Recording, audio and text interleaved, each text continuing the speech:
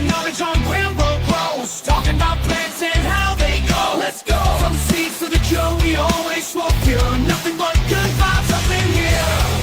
We blaze the ganja, keep it fire. GRAMBO grows, burning desire. Learn about cultivation, step by step. You can rock out the negativity. Cannabis vibes on here. GRAMBO grows, vibes up here.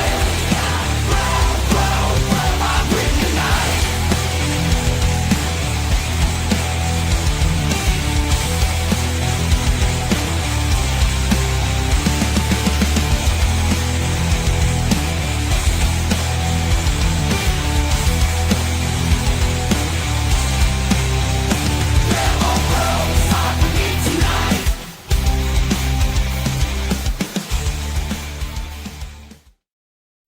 There is nothing but good vibes up in here, and that goes for no matter what happens. This has been it's been a crazy weekend of shenanigans. We're fighting that good fight in cannabis. Everyone I know is going through some sort of shenanigans, some more than others.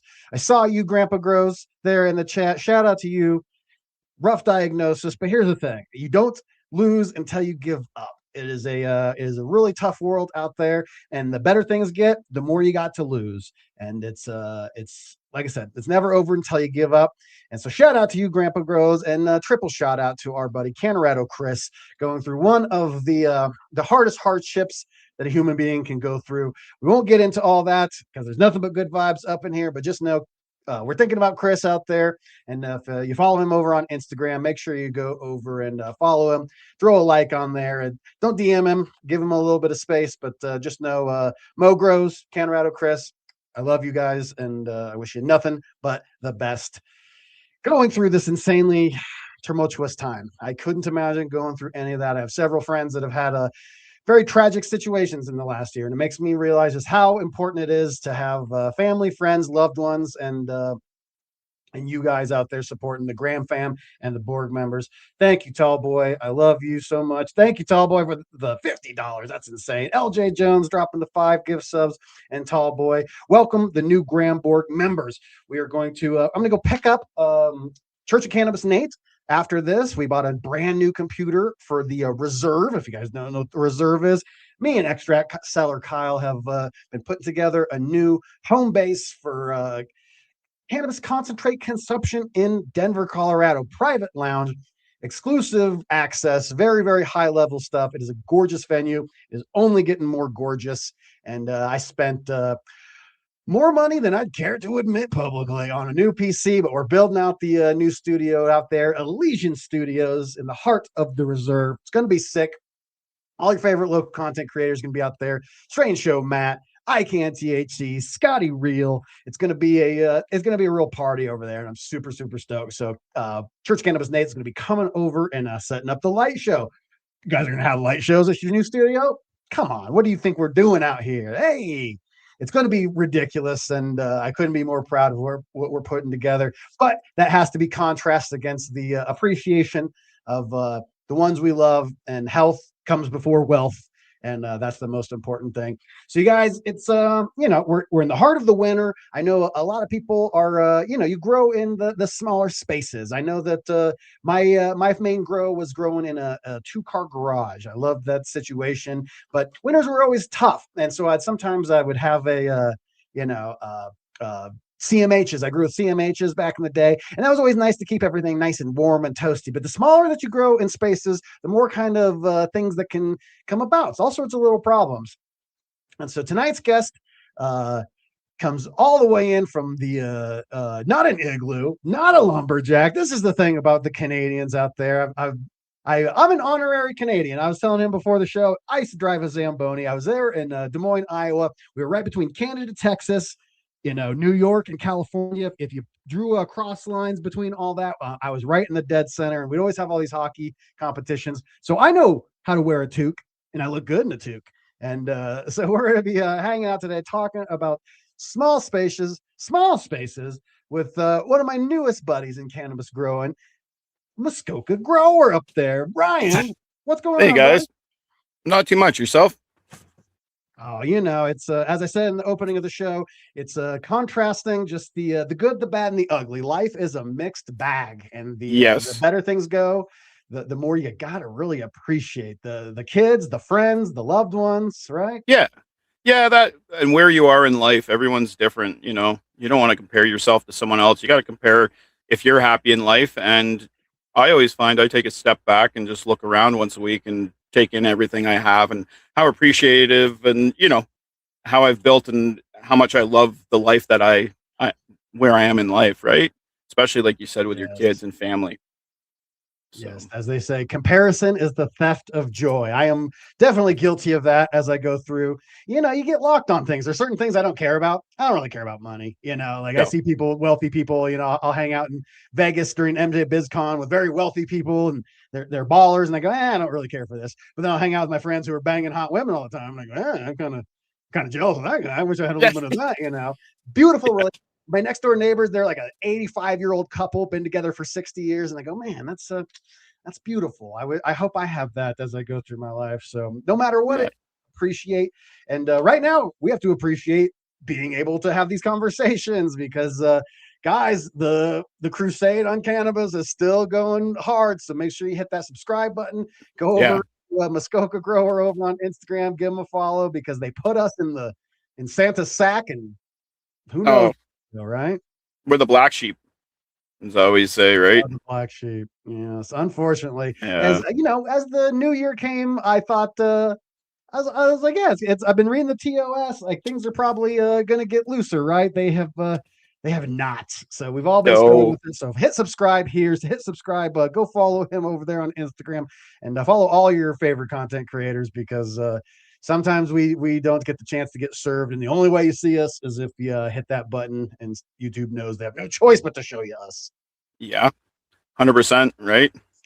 That's Yeah. So one of the things. Oh, go ahead. I was saying it gets harder and harder, like we were talking earlier, to navigate social media today on being a cannabis doing cannabis, right? Yes, it is. It Um, is tough.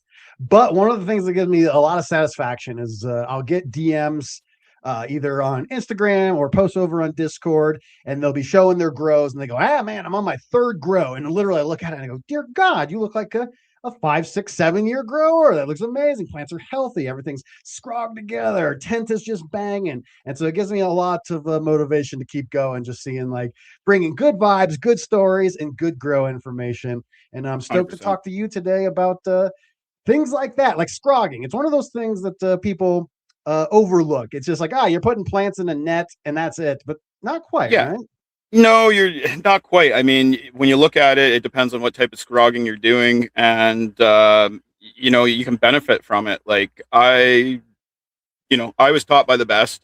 I got a chance to, hop on with the Northern Scrogger for a season of Hey, shout Scrog out. School, and yeah, go follow Nice. him. He's a very talented grower, and he Yeah. taught me a lot, which changed my Scrog game. And with growing in a smaller space, I started utilizing. We were doing one plant in a 4x4, and man, one.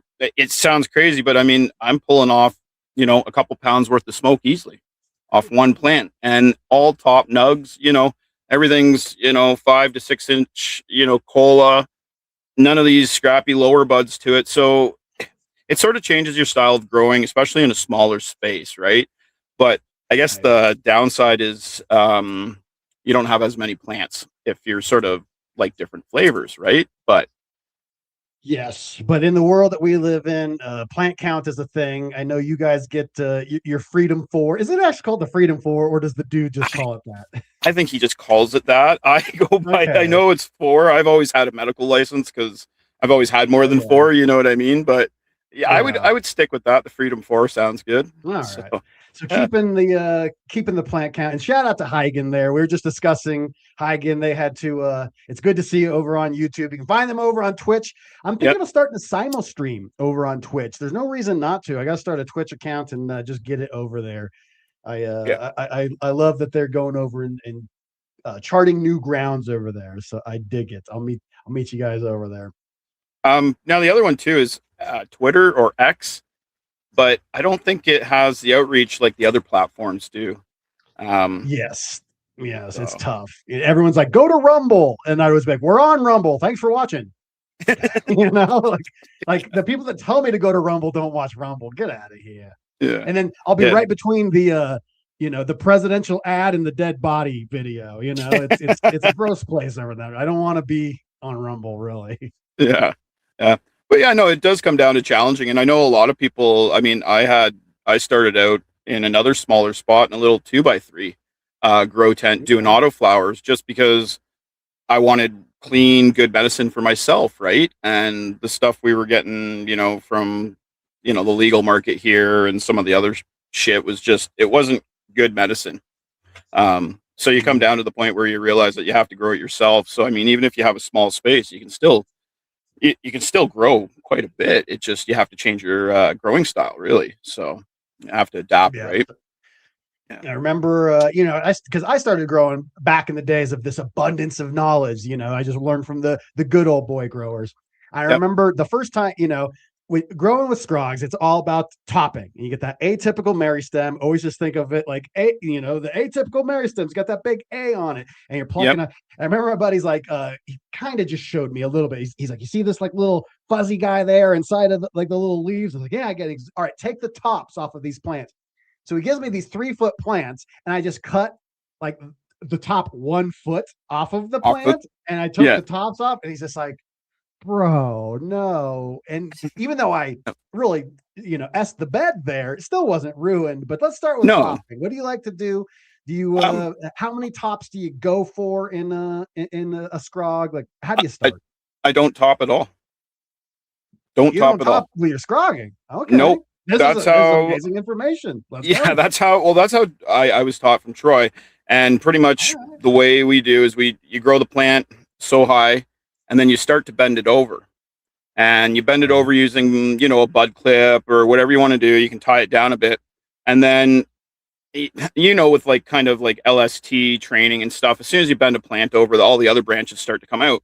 Well, they start branching out, and that's when it starts hitting your scrog screen, and you just keep tucking and moving the plant from the center, all the branches outwards to the outer side of your square, and just letting the plant grow like that. And you just keep moving your branches. It's crazy because at one point I'll have a branch that could go off the plant to the right side, and it sort of then loops back around to the left side. It's all how you tuck it and everything like that. But I don't top. You can top if you'd like.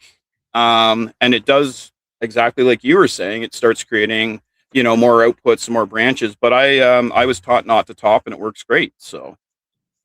Yeah, it's beautiful. That this is why I love this. I learned more about growing. There's so many things that we take the bro science era of growing. It's starting to end where like there's this dogma. Certain people are like, oh, you have to grow under HBS or else you can't do this. You have to top. You have to do this. And turns out it's a plant, and you can do pretty good work with lots of stuff. So you don't end up with a lot of like girth, forgive me, chat, put the poo emojis in chat, in just like one spot. Because I know you're going to have all the different levels of nodes as you go down. Yeah. And so you're just kind of relying on the different nodes to weave through. Yeah. As soon as that plant hits the screen and it starts doing this, all those other nodes start growing out, and you get the outer branches, and they grow more nodes and more nodes and more nodes. And the whole key to it is as soon as one of those little branches comes up through that screen or you tuck it, and then it just keeps moving outwards. If you let it grow up more, it just seems to want to grow, but you just keep tucking, it just keeps moving out, and it's all of a sudden it's just a crazy sideways plant, really. So that's so cool. It would have never occurred to me. I might have to try that on a couple plants recently. Would you say there's any detriment to doing a topping technique? Like, is there any sort of things that not you're really getting? Topping, I mean, I've had it where I've gone to tuck and I've broken a branch, and I would call that close enough to topping. And I just keep on tucking, and it splits, and it just keeps going, right? So, I mean, if you really wanted to get into it, you could top and top more if that you were into that, and it's going to grow out. It's going to create a huge pattern too. So there are benefits to topping, but like I said, I stick without topping. It's a little less stress to the plant, and it seems just to recover and grow just as good when it's bent over. So I got my man Mr. Ganix up there holding it down in Canada. We got the Canadian fam. Yeah. Love it.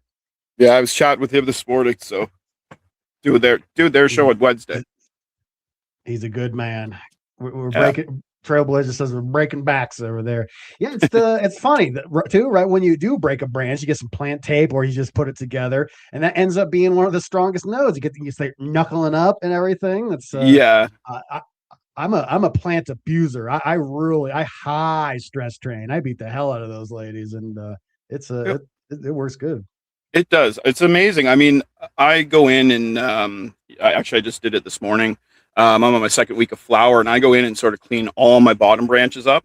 And, if I have little tiny branches that are trying to make a little nug and everything like that, I just chop it all so it's nice and clean down there, right? And lots of airflow. I'm that dude.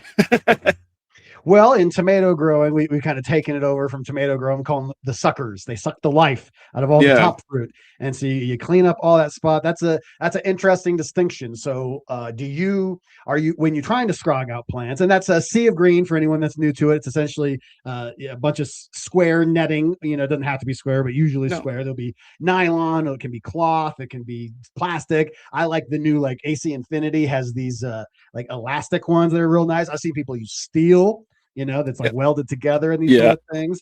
Do you have any preference on material? Like, how do you do it? Are you unrolling everything, every grow?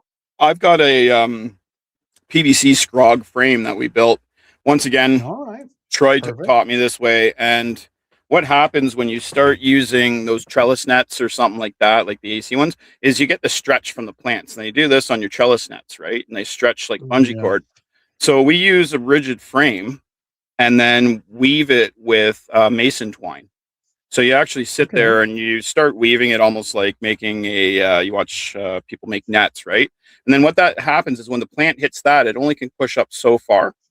And then that makes the plant grow even more. Because when you get the trellis nets, what happens is the plant will hit it and then it starts pushing the trellis net like this and it's stretching.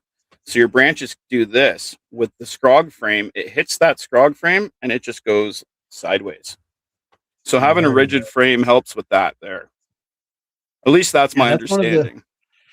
I would completely concur. It's one of the newer things, and nothing's new in growing, but I'm seeing it more and more. It used to be people would just get like the like it's not even cloth, but it's like thread sort of thing. Yeah. You have to untangle it, and it's a giant mess. And then getting your plants out of it come harvest is a nightmare. Everything's tangled. So if you have the space, it's one of those things. What do you just tuck it away when not in use? Yeah, and as you say, are you? Sorry, I was going to say I prefer scrogging now. I'm hooked on it, just because I think my last harvest I put 5 pounds wet weed in my freezer to wash eventually, and I think by the time it was dry, I had half a pound off one plant. Right? So I mean, you're pulling a lot. So to me, using it as a medicine, it's very beneficial because I get a lot off the plant and I've got a lot to wash too, right? So it's I enjoy the scrogging, but I just started on hydroponics and everyone says that you can't scrog when you're doing hydroponics. So my next grow is going to be scrogging a hydroponics unit. Okay. That would be very interesting. Yeah. See, the right back into it. The dogma, I love the old Chinese proverb. There is no way to greatness. Greatness is the way. Yeah. Like I always like a challenge with anything. I don't know. That's just sort of the mindset I have is you're always thinking and working and working and working. And someone always says something can't be done. It's throughout history, right? We have great inventors and stuff like that when people said, oh, it can't be done. So I thought, hey, what the hell? I'll try a scrog on a hydroponic unit. It might go horrible. Who knows, right? But can always restart. The dogma probably said that you can't grow plants inside. You need a greenhouse at minimum. You can't grow plants inside. And then they invented high pressure sodium lights. They didn't even know what they had. As the story goes, they put up street lights and the grass underneath would thrive. And they're like, what the hell's going on with this? And they kind of figured out, this high pressure sodium crap grows plants perfectly. Awesome. Yeah. I remember buddies that used to grow inside with those. And they were stealing the lights from like outside at schools and stuff at night, like when they used to have, supposedly, but that was back in the day. Or I've heard of people taking street lights, like when it was hardcore, right? And everything was underground, like, It wasn't like it is today, where it's sort of in your face and in mainstream media. So See, here's the WV grown says one of my DWCs is scrog. Now, if you can scrog out deep water culture, you can do anything. God damn it. yeah, there we go. I thought, yeah, why not, right? So Yes, of course. So I guess so. Then my next question would be, if, since you're using more of a rigid, and once again, my instinct is to even call it netting, but it's not netting at this point. It's just yeah, what would we actually call it? It is because well, scrogging is the technique. yeah, it is a net. Trellis. I'd There call we it go. trellis, or I just call it scrog screen. Yeah, screen as well. Yeah, but it's pretty much a big net on a piece of square PVC that we build, right? And that's just the way I was taught and works for me. So I continue with what works, right? And so, did you take? Was it like where you put a screw in, Yep. wind it around, stretch it tautly to the other side? And there's a certain way you weave it, and it's cool because when you do that and you weave it all at the end, everyone's like, "Oh shit, you got all this string through the plant." You do 2 cuts, and you pull the string right out, and it's simple. It's insane. Okay. And then then you're restringing in between each grow, then. yeah. So the next time you start, you just get it and you restring it. I mean, it takes 10 minutes to restring, not a big deal, and yeah. Right. Yeah, so then I've just got a frame usually set up on the perimeter of my tent. And as soon as I'm ready to start scrogging, or where the plant's at the right height, I just start running my screen that day, and away we go. So Okay. And so in that, then I don't imagine you probably use a second layer. That was always my thing. Bad trellising, I always needed a second layer. yeah, that's what happens with a lot of trellising. I don't use a second layer. It's a even canopy. It gets to that scrog level. You set the plant up in flower for that even canopy, and then you just let it go. And then you just get, like I said, you've got just a huge sea of green of top colas, right? Everything's just big nugs. I mean, and it's a preference for me for being a big flower smoker too, because I don't do a lot of washing. That was it's funny, just the nostalgia of it when I first started a filmmaking business here in Denver, and it was going to be like VFX and all that sort of stuff, and so having like a big green screen studio was going to be one of my things, and it was called Screen of Green, and so I have this like heart part in my where I love the screen of green. I think I lapsed it. I owned the .com for a while. I think I let it. Oh, that's lapse awesome. I was broke. But yeah, there's always a fun time back in there. So now you said, like, because we're talking about small tank. I see you got your tent right there. Yeah, right here. I got my 5x5 sent up. So it's a little bit of one of the bigger pain in the butts that I find growing in small spaces is the dealing with mediums, dealing with getting rid of things like cocoa. People, once again, another dogmatic thing. People think you can't reuse cocoa. You for sure can. Yeah. You got to get the roots out, enzyme products, something to kind of clean it out. Some people say that multiple times using cocoa is the best. What do you think about? I know you just said that you're switching over to hydro. What were you growing in? What do you like? I was growing in cocoa before, and I enjoyed cocoa 100%. I mean, it's just sort of it's like hydroponics anyways, growing in cocoa. But the one thing I liked with cocoa was you could really read what your plants were doing afterwards when you started reading your runoff. So when you got into problems, it was really nice. But like you said, I tried reusing my cocoa a few times. It seemed to work all right. But then there's a lot of people that say you need to wash it, you need to add enzymes, you need to do this and that. But I would 100% go back to cocoa growing again. Hydro was just a new step to see if I could dabble in it and how the plants grew. All right. What was it literally just a out of the blue decision? What made you want to switch over? And then question B, what kind of hydro? And then in the chat, people say, yes, hydro. Cocoa is definitely hydro. It's a soilless medium. It falls under the category of soil-less hydro, but Yeah. What made me change was, well, I had a friend in a company approach me with his new aeroponic design, sort of launching. He'd been working on the products for, I think, about 4 or 5 years, getting ready to launch this line. And he just wanted someone who had a media presence, someone who was good with, showcasing things. And they approached me and asked me if I wanted to join the team and try growing in hydroponic, which I'd never done before. So it was very intriguing to me because it's a new style of growing. And I always find we can always learn more in life. Like my mind is always learning every single day, every second we're learning something new. So when someone else approaches me with a new style of growing, it's like, okay, cool. I'd like to try this. Am I going to be good at it? Maybe, maybe not. You know what I mean? But if I don't try, I won't know. So I thought, yeah, let's roll with it. Let's try it out. Maybe it'll be better plants. Maybe it'll be better smoke for me. Maybe it'll up my game a bit more. I was like, as a craft grower and everything like that. And I struggled. I struggled hard for a month, losing plants, not knowing what I was doing, getting root rot, just wanting to fucking throw everything. Oh, sorry, pardon my language. Wanting to throw everything out the window. This is the late night smoke, baby. We get down. Don't worry about it. But you know how we are as growers. Like yourself, you can sit there, you can do a perfect grow back to back, no problem, because you've done it. You know what to deal with. If you have a problem, you know how to correct it, everything like that. When you step into hydroponics, it's completely different for me because I didn't touch base in it. So losing the plants or having issues at the start, it just made me want to throw everything out the window. But I stuck with it. And in all honesty, the one plant I've got sitting in the hydro system right now is insane on how big it is. It just got so big, this Gary Payton, right? So I'm starting to see the benefits.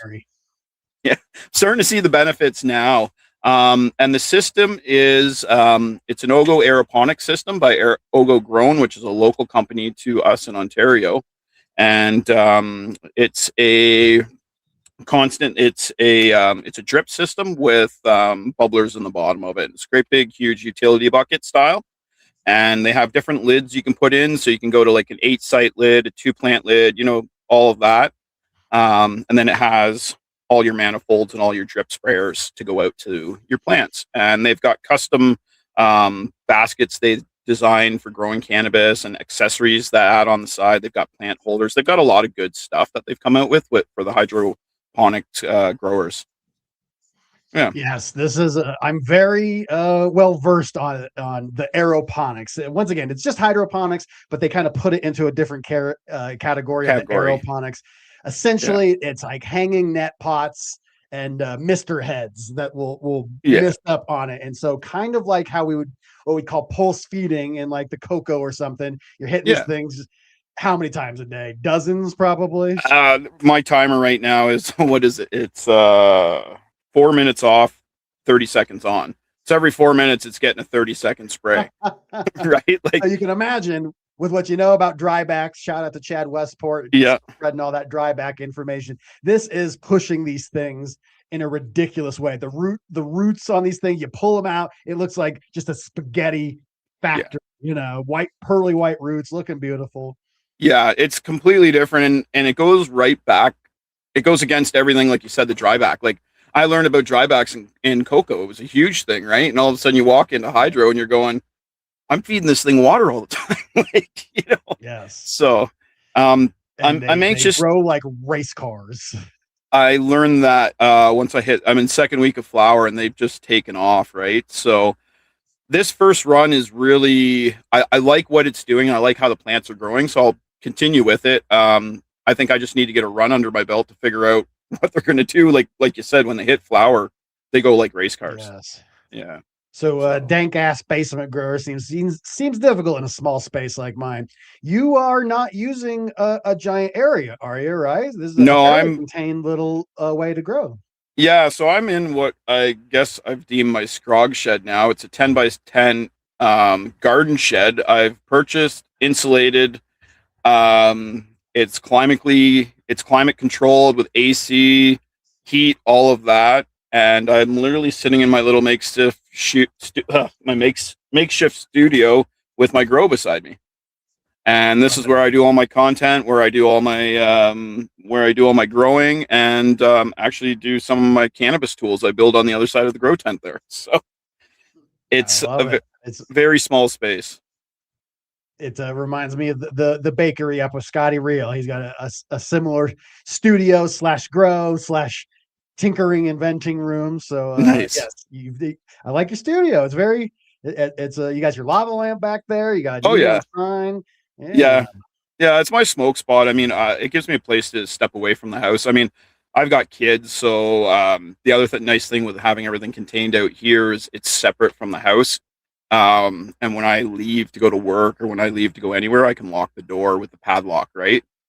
And so, and that's one of the things that was starting to maybe concern me as my kids were getting a little older too, is, you know, they're going to hit that age where they're going to be in, you know, they're going to be dabbling in smoke. So if I can keep it away until they're 18, then like the law says, then let's do it. Right. So it's one of the cool things about the law changing is that it's rubbed a lot of the cool off of it. It used to be this naughty thing that like, ooh, you know, I want what most kids like, you know, we're talking about Brett's kid just turned 21. He smokes just like medically, you know, he's like, oh, he's a bike rider. Like he does X Games style riding stuff.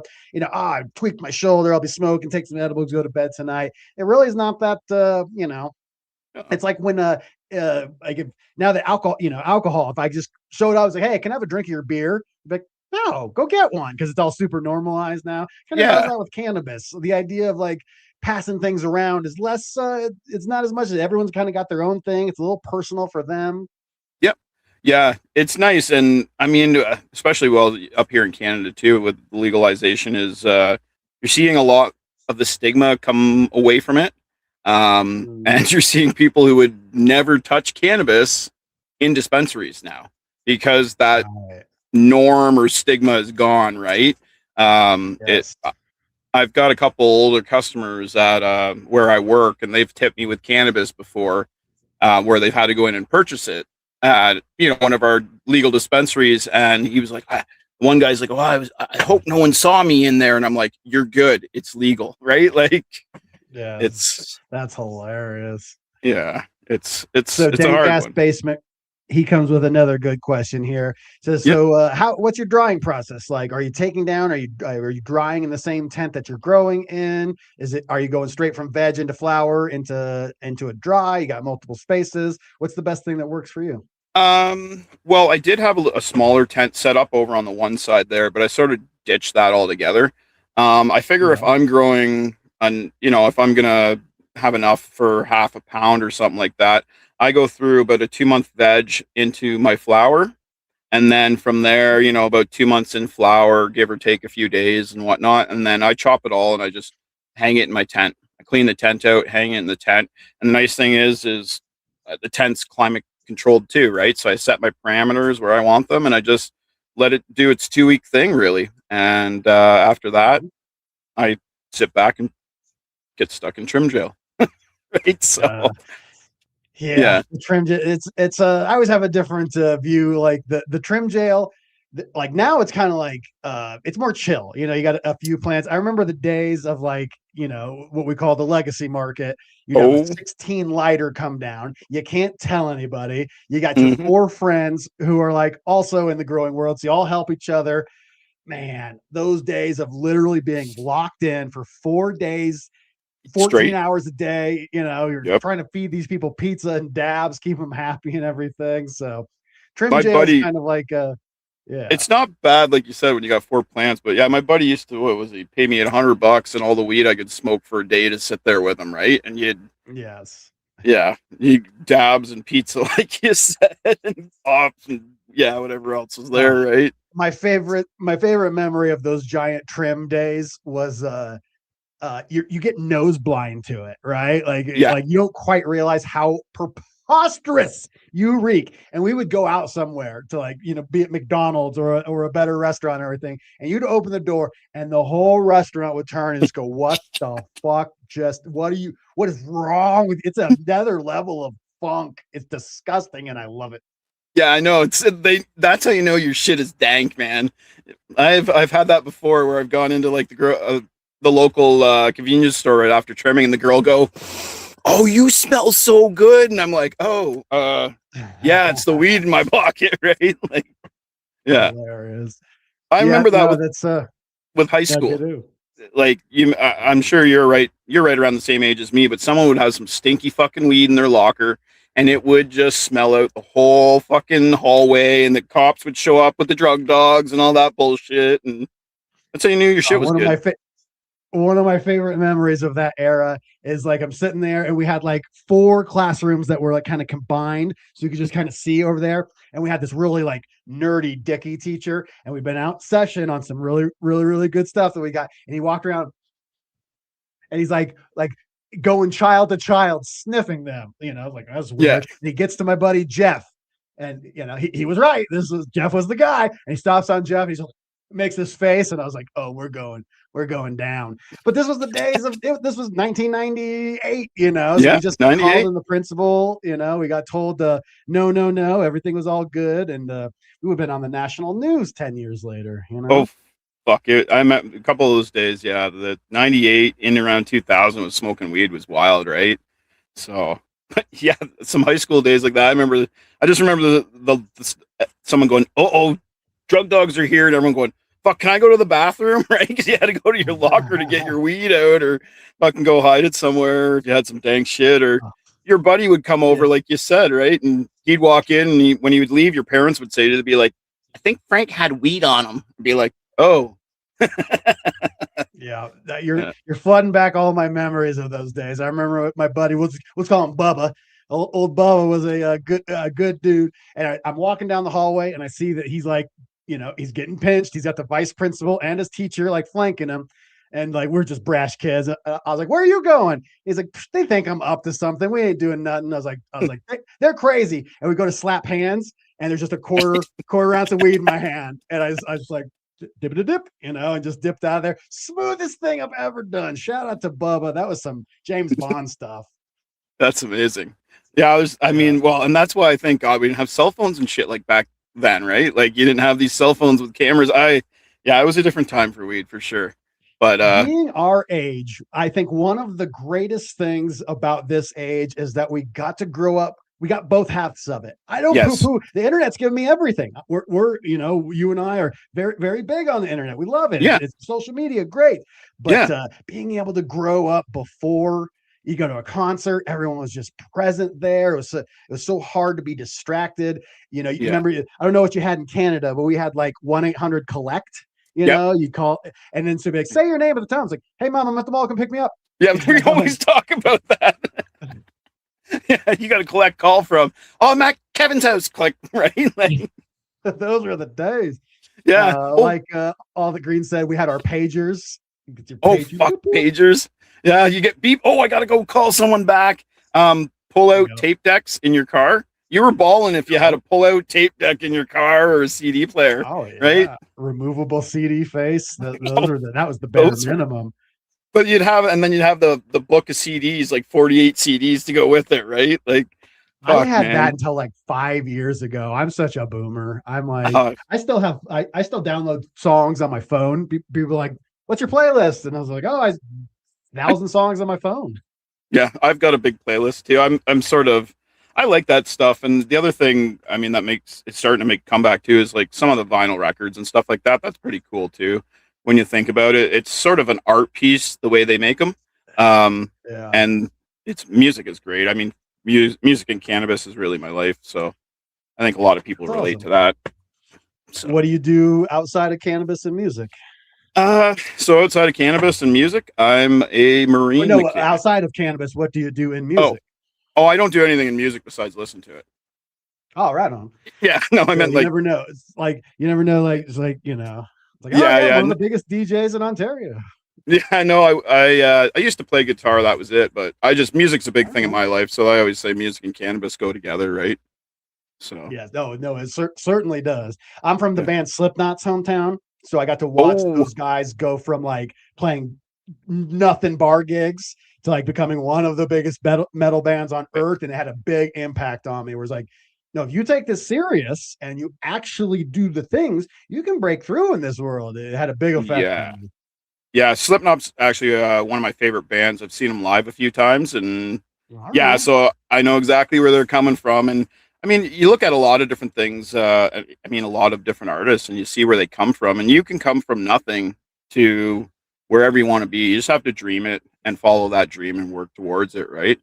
So Tall boy, how dare you?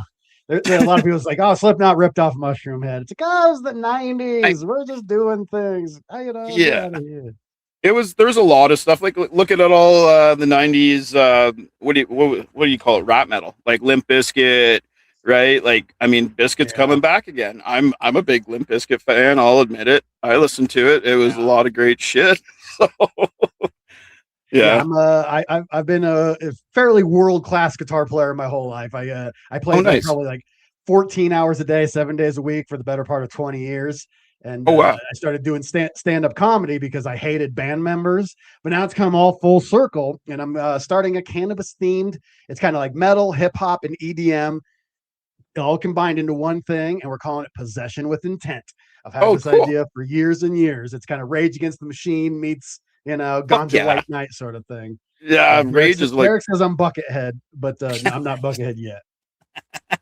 I fucking love Rage Against the Machine, so that's definitely one of my favorites. I Can THC here in Denver. He's a rapper, lyric writer, and everything. So nice. We're just looking at it, we're going, cannabis supergroup, bro. We got to do it. Yeah, it takes off. We'll look at the Mendo Boys, right? Like, oh, love the Mendo Dope Boys. Mendo Dope Boys are amazing, right? So I mean, there's a lot of, and well, Cypress Hill. I mean, we've all grown up with Cypress Hill, right? Yeah. And shout out to Prophets of Rage. The Prophets of Rage. You got it's part Cypress Hill, part and Public Enemy, part Rage Against the Machine. There's a super group right there for you when you say it, right? Exactly. I remember I saw them at Red Rocks here in Colorado, and explicitly they're like, no cannabis smoking at all. It's like, that's good luck with that. Yeah. I got a funny one was I went to a Slipknot concert, and we're sitting there, and I'd fucking smuggled some weed in, so I pulled out this great big joint, and I forget, I had a couple of friends with me, and they were all off to the one side, and there was sort of this, I don't know what you'd call them, sort of looked like Marilyn Manson, the dude sitting beside me, right? And so I pull out a big joint and I light it up, and the fucking dude leans over and he says, "Can I get a hit of that?" And I went, yeah. He says, "I took an E and came here by myself." And I was like, what the fuck?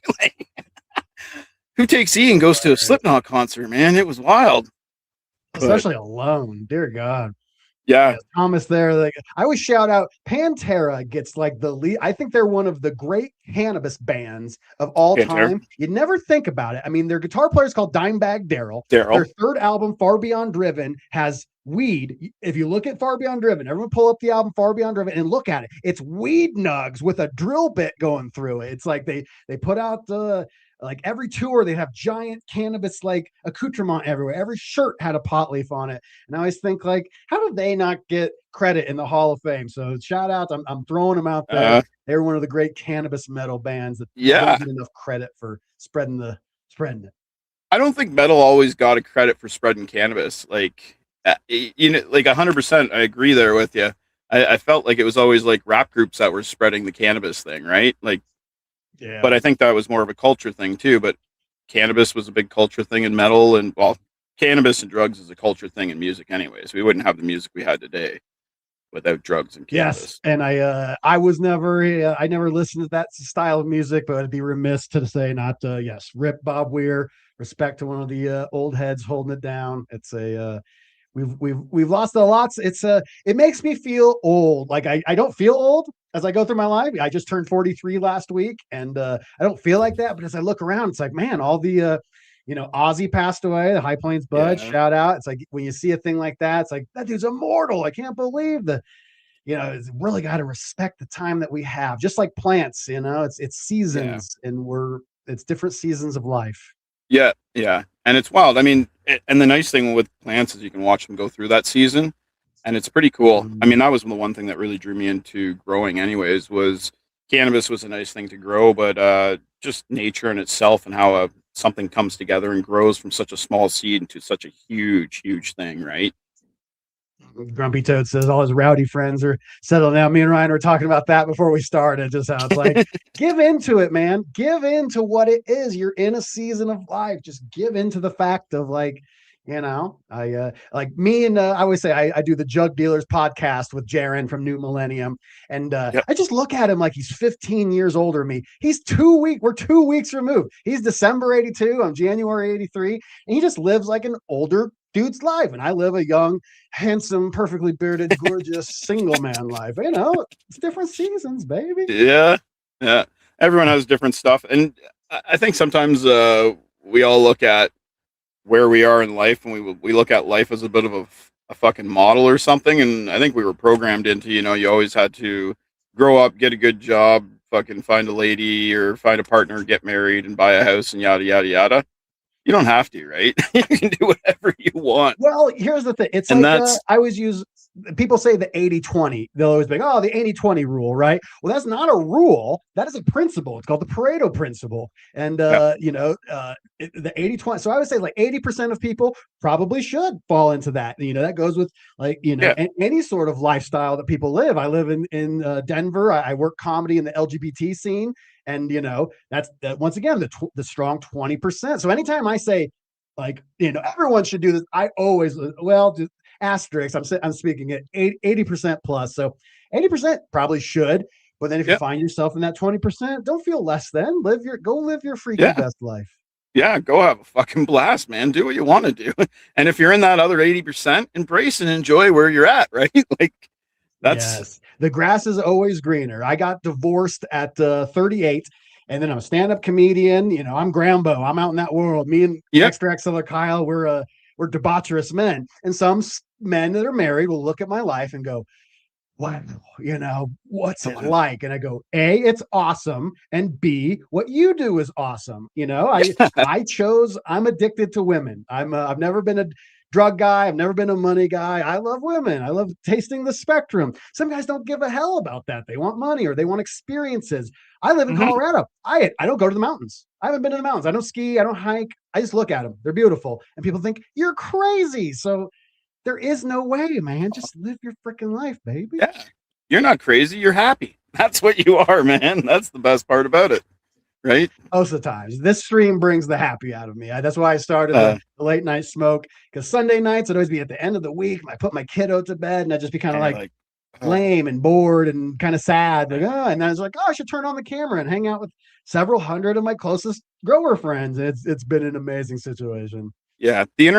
That's the one thing I've really, I guess, when we started talking about 90s and everything like that, it's the one thing I've loved about growing up is we've got to this point and there's so many people I interact with and I chat with on the internet, and it's such a great tool because like you said, you were feeling down and sort of just, but you can come on here and you can chat with 300 or 400 of your gromies. You know what I mean?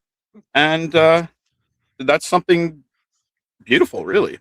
It's something nice that technology does. It is beyond epic, and these guys have changed my life. Shout out to all you guys. Got 350 watching in chat, and we'll have a couple thousand more over the course of the week. And just know we see you guys, all you guys that comment, and I always will give a shout out to Sean Samelia. He wrote a physical letter to us and sent it to the bakery. I literally, Scotty was reading it, and I went, it doesn't say that, Scott. It doesn't say that. It does not say that, like, we helped him. And then he shows me, it's like, oh my God, it really did. And it means a lot. So don't think that you guys are invisible. We're only here because of y'all, legitimately. Yeah. I have a hard time. I can sort of get around social media, but I have a hard time trying to figure out other things out. I have a hard time trying to get the chat up and shit like that.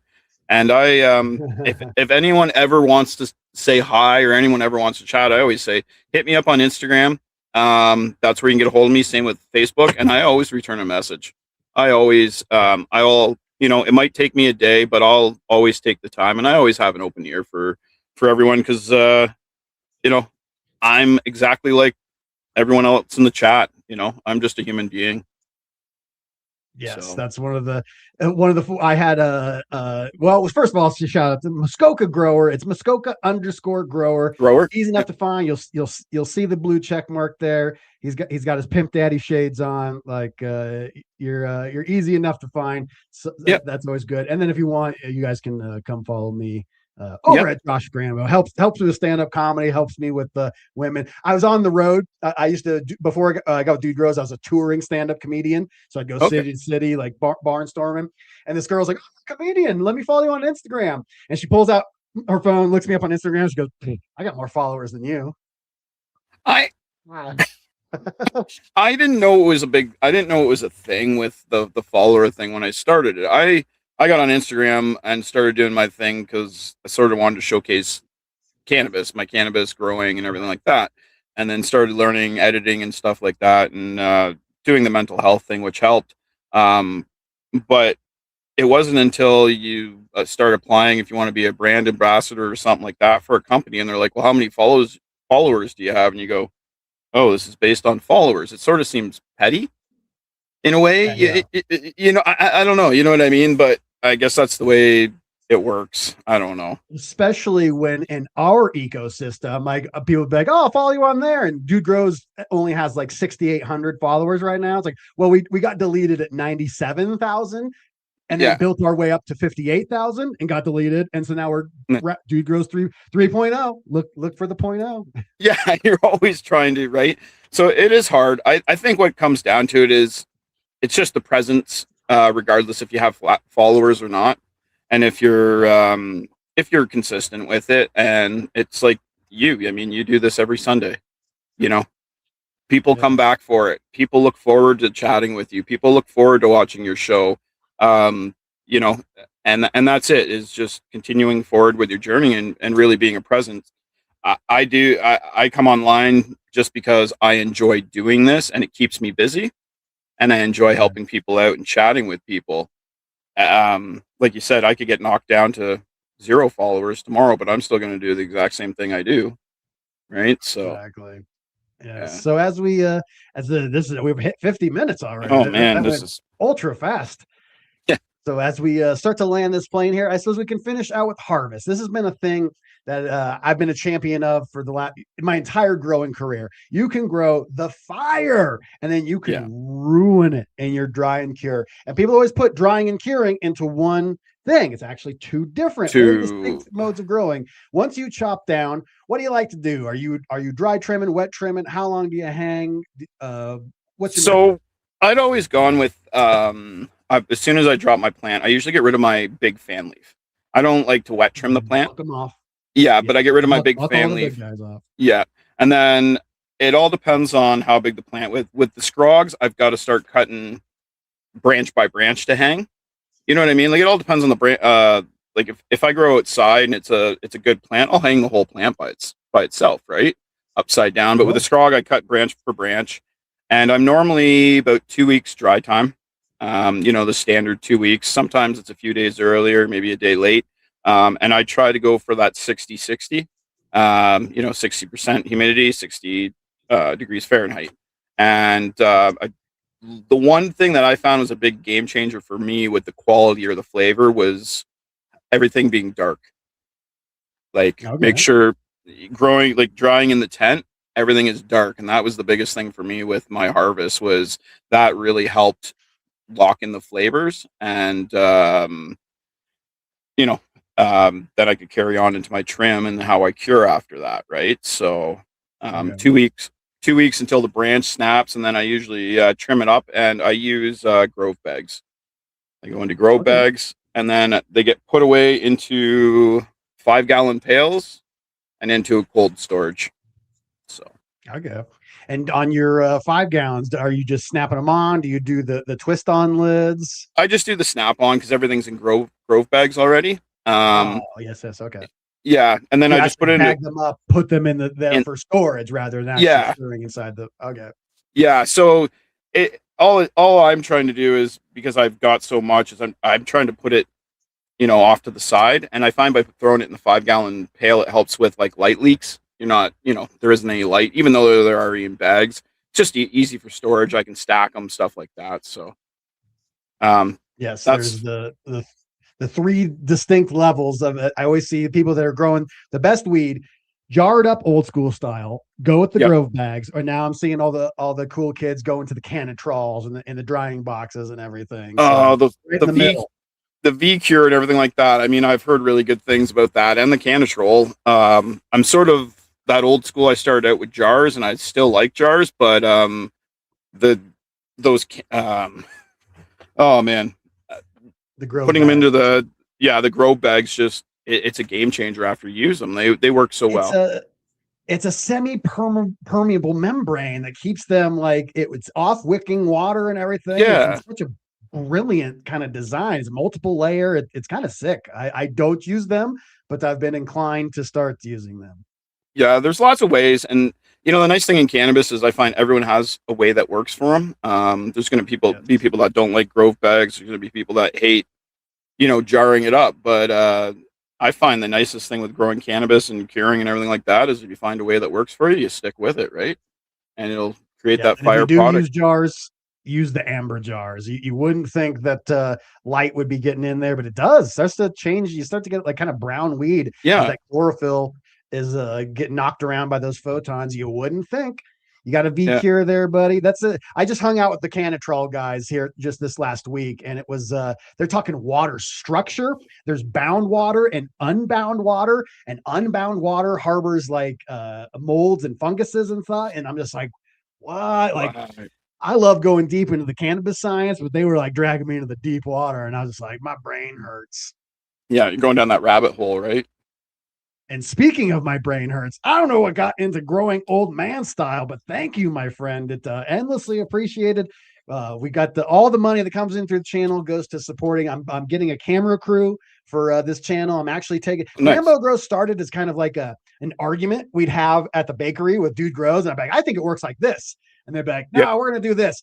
And so I started my channel just to prove to them how well the ideas work. It got proved, and then I thought I would just put this channel in the dry storage and set it there, but it's people like you growing old man style. Thank you so much for that. I endlessly appreciate.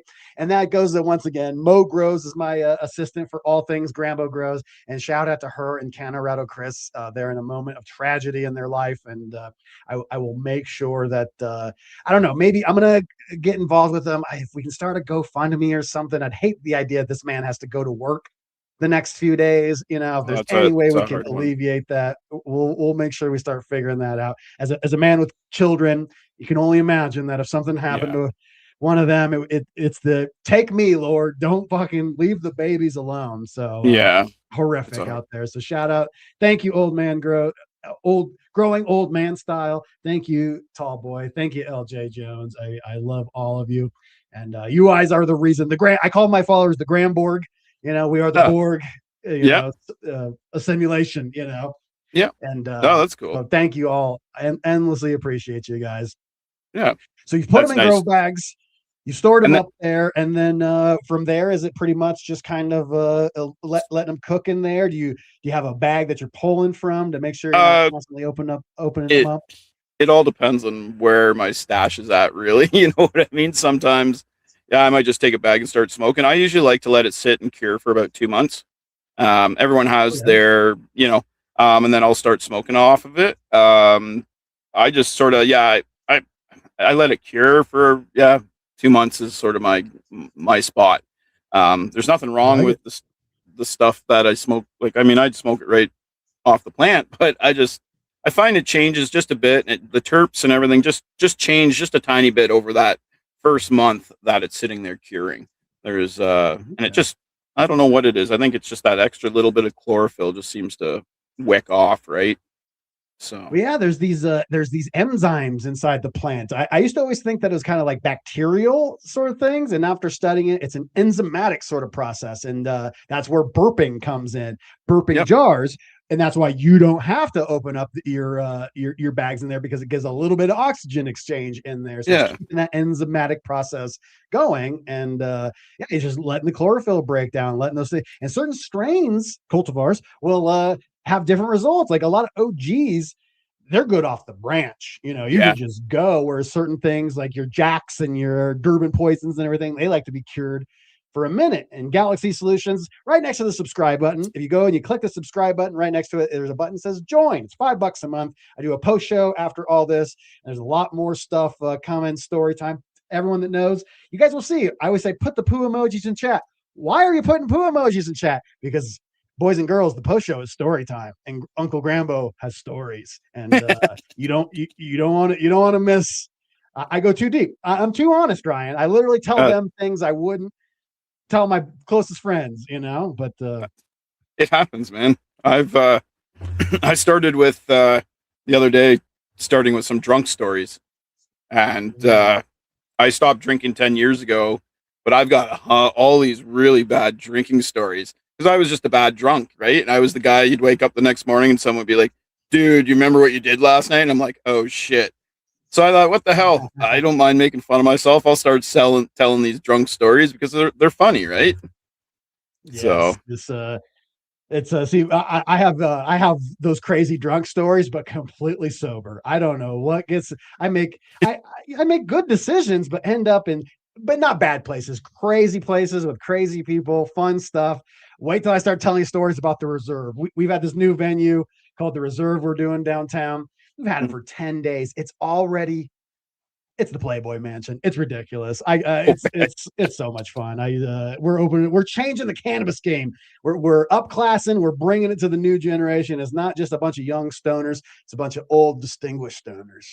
Hey, they know what they're doing. We've brought it up from we had to bring it from when it was illegal, right? That's sort of the generation we're in. Is we're the ones that had to deal with it when it was illegal. Now we get to deal with it when it's legal. So, and there's as much headaches with it being legal as illegal, right? Yeah, it's not an easy game, right? So, but that's awesome what you guys are doing. That's amazing. Yes, no, it's been very tough. Denver has been, they were the first to legalize in Colorado, 2011. They passed it, came into effect 2012, and now they're falling behind. They're one of the laggards where it comes to lounges and everything. So rather than try to deal with the government and do a public lounge, we just went backdoor and created a private lounge. So it's all ticketed, it's all under board, and then you get you'll get a ticket, whatever the event costs, and it'll be a hash tasting. You'll get like 4 grams of awesome extract cellar or diamond mind or nice extracts from Nicotine. All the best hash makers we know, all the best growers we know, bringing them all the gray market people under one umbrella that is pseudo legal in that THCA sort of space, and then we're using the next year of THCA to leverage that into a brick and mortar of some sort. It's gonna be a blast. And shout out to Extract Kyle. I've done almost nothing. I'm a host. I'm an entertainer. I'm a mingler. I come up with strategy. I'm the marketing guy. I'm the host. Yep. He's the man with the plan. Doing it. So shout out to ECK. Nice. Yeah, we've had a few breakthroughs in the legacy market down here. The one show that I just attended that they put on in Hamilton, where I am, is exactly like that. And it's been able to actually meet a few more people in the legacy market as much as the legal market's around, but it's opened up to some new products and stuff that you don't see on the legal market. Your scene's a little different than ours, but the one thing that's really popping up, and I don't know if you guys have it down there, is this ampersand, which is I don't believe so. It's a full spectrum, full terpene, water soluble hash you eat. So you take it, you can put it right on your tongue, and it bypasses your liver, and it'll hit you in 3 to 5 minutes, and it's like taking an oral dab. So you get smacked like you just hit a dab, and then you get the body stone of an edible. So it's some nano process. It's so new. It's down in the States too, but I bumped into a guy that's making it here, and it is wild because you eat enough of this and it fucks you up. I love this. I've got banana peel crossed with GMO, and you get this creamy banana taste to it, and then you get this garlic, mushroom, onion funk, exactly like it smokes and tastes. And it's almost like putting flour. So you can put it in a drink. You can do anything with it. But this is sort of, one of the hash makers here in Canada that I've been sort of trying to work with. So I'm gonna have to put that out into the world. I need some of this. I'm sure someone that I know will. I'm a big edibles guy. I've been trying to smoke a little bit less in the last little bit. It hasn't been going well, and it's tough. when you work in the cannabis space, but Oh yeah, definitely I still love my edibles, and my med card expired, so they're very expensive when you're trying to to get keep it up like yeah. that, you know. Yeah, but yeah, if you can get a hold of someone doing ampersand, it's completely different. It's Ampersand. Okay. yeah, AMP sand, like amper. Yeah, uh, Ampersand. yeah, and there's like I said, they're doing it down here. I got a buddy who's doing it. If anyone wants to get a hold of me, they can message me who's in Canada. I can't say in the Yes. States, but and I can put you in Correct. touch with someone that does it here in Canada for you if you're interested. So, but All there right. is. Well, I'm trying to remember the company down in the States that does it. That's where I saw it first. So. if I know how the universe works, it will surprise me, and in the next 48 hours I'll run into someone that's like, "Oh, have you heard of this?" And I go, "Dear God, I just heard of it. Let me broop, broop, broop, broop." Yeah, that's what happened to me. Literally, I'd seen a video about it and I was at the show and someone grabbed me and was like, "Yo, Rye, you got to come see this." And that was it. Ran over, guy had it. And then me and him, we've been friends since, chatting back and forth and, moving forward, going to do some work with him. Did a couple reviews on his stuff. I mean, he sent me up some really nice craft stuff. I've got a hash joint here where it's 3.5 grams worth of hash wrapped around a glass filter with craft cannabis inside, which is just unbelievable, the craftsmanship on it. So That's amazing.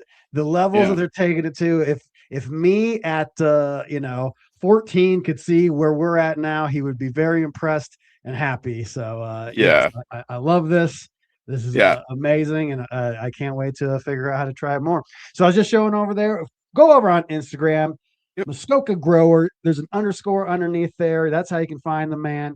Uh, Go follow him. Hit the subscribe button right here before you leave. Make sure we don't get shadow banned. And yeah. we did it, my friend. We've crossed an hour, I and know. we talked a little Scroggin, a little bit of hydro, a little arrow, talked some life, and 90s. closed it out Yeah, with harvest. yeah, Yeah. man, for sure. I'm appreciate you having me on, and I appreciate everyone in the chat and everyone who's a follower and everyone that is part of the cannabis scene, the cannabis community here. It's a tight knit community, and we have some really good people in there. So I appreciate everyone, and like you said before, and we're not ignoring you. Sometimes I just can't touch base with everyone at once. So hit me up. Yes. No. I always reply if you want to have a chat, and yeah, I appreciate everyone coming out tonight. People always say like, "Oh, I didn't want to bother you," and I go, "Please bother us. Yeah, It's why we do this, to yeah, interact with y'all." yeah. I love chatting with people. And even if it's not cannabis, if you want to talk about life or something else, hell, I'm down. Hells yeah, Yeah, exactly. Well, go follow him over there on Instagram, and thank you, my friend. And I can't wait to see you in real life someday. yeah. Hopefully we can link up. I'm starting to move. Well, hopefully get down to some shows in the States here in the future. So And then I totally forgot to mention, thank you, Default Behavior, DB, with the mini bucket challenge. If you guys want to oh, get on some of these community driven things, this is so fun. I'll Look at quickly this. Look touch. what he's got here. You I'll might be quick. seeing on Instagram, you might have seen this Canadian Tire bucket. This Yes, is going down. I love it. the mini grow. So it was just a stupid idea. Well, not a stupid idea. It was, I wanted to challenge myself in growing in a small bucket. I saw these at Canadian Tire. They're 500 milliliters. I thought, fuck it. I'll hop on Instagram. I'll throw it out. Say, hey, I'm going to do the Muskoka Grower mini bucket challenge. Anyone want to join in? And all of a sudden it became a huge thing. We're up over, I think, 160 growers from worldwide. Crazy. And people in the States have got Lowe's buckets. People are making these crazy contraptions. It's unbelievable. You can go check that out too on Instagram if you wanted. It was just a crazy idea I had that took off, and it looks like after this one, if we get this one under our belt, it will be a yearly competition with rules and everything. Like you see some of these big ones going on, but yeah, it's just a fun thing, community building thing, and it's brought a lot of people together. So yeah. I love it. That's how good our conversation went. That was one of the first things I wanted to talk to you about, and Oh, then completely slipped my mind. So definitely check that out. That's dope. yeah, it's something fun, and like I said, we're about, what's today? January the 9th? No, shit, I'm all over the place. 11 11. today. Yeah, 1 so 1 26. we're 11 days in on the challenge, but I got people hopping in all the time. It's going till April 20th. So if anyone wants to hop in, go grab yourself a bucket and hit me up. We still got lots of time. So Yeah. I love this. Awesome.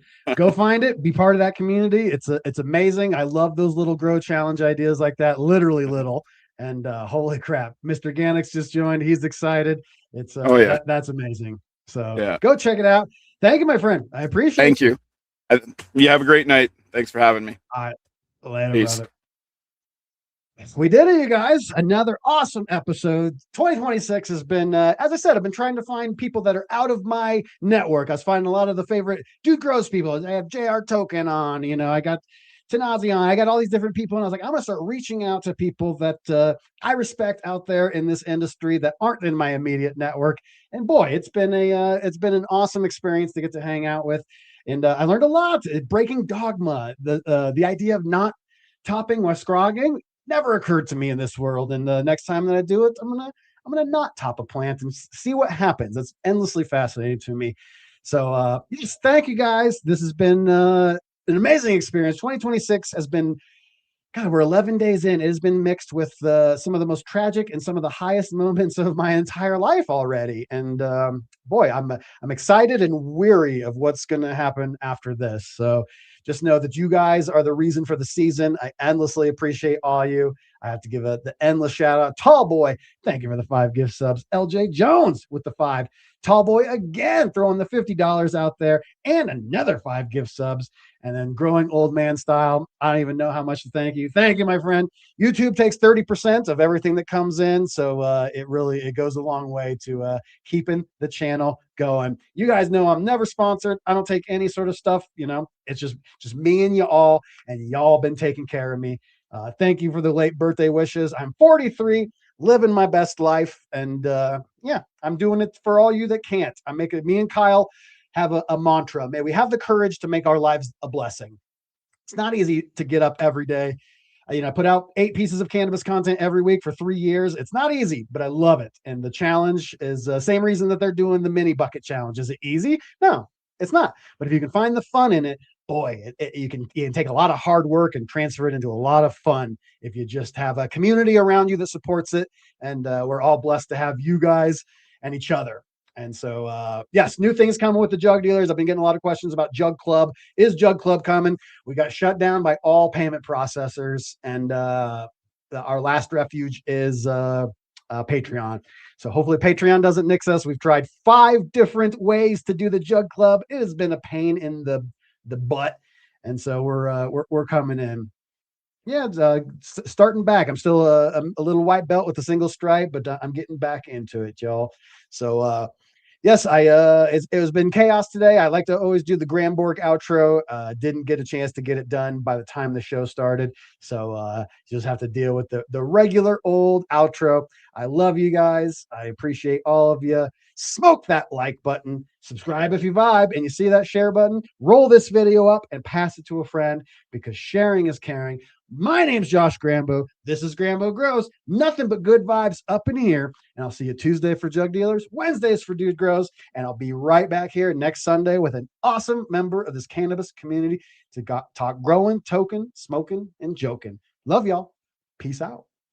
We're dropping knowledge on GRAMBO Grows, talking about plants and how they go. Let's go. From seeds to the cure, we always smoke pure. Nothing but good vibes up in here. We blaze the ganja.